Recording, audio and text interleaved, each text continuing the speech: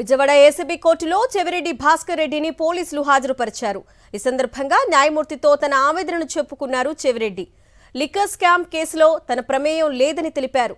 తన కుటుంబం అంతా మద్యం వల్ల చిన్న భిన్నమైందన్నారు.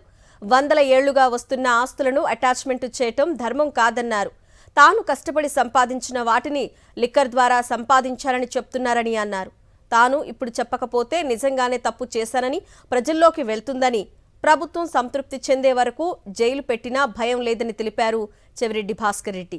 ఇదే అంశానికి సంబంధించిన పూర్తి సమాచారాన్ని మా ప్రతినిధి నరేష్ అందిస్తారు. నరేష్, అరుణ లిక్కర్ అక్రమ కేసులో తన ప్రమేయంపై పూర్తి స్థాయిలో కూడా చెవిరెడ్డి భాస్కర్ రెడ్డి ఈ రోజు కోర్టులో మొదలుపెట్టడం జరిగింది.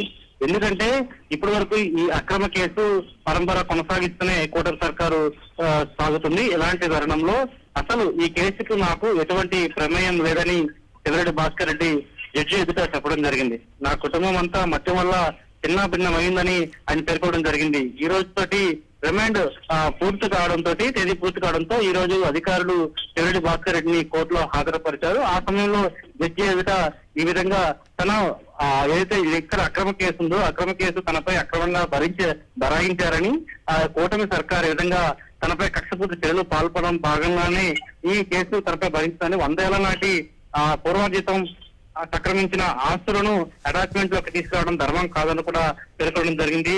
ఈ లిక్కర్ స్కామ్ తోటి నాకు ఎటువంటి సంబంధం లేదని తేల్చి చెప్పిన పరిస్థితులు కనిపించాయి. నేను కష్టపడి సంపాదించిన వాటిని లిక్కర్ ద్వారా సంపాదించానని ఏ విధంగా చెప్తానంటూ కూడా చెవిరెడ్డి చెప్పారు. అదేవిధంగా నేను మీకు ఇప్పుడు చెప్పకపోతే నిజంగా తాను తప్పు చేశానని ప్రజల్లోకి వెళ్తుంది కాబట్టి ఇప్పుడు చెబుతున్నాను.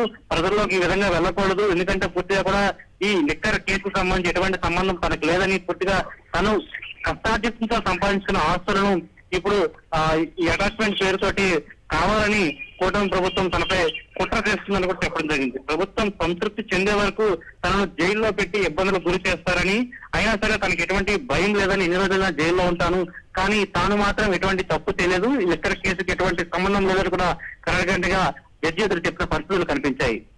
Okay Naresh, thank you.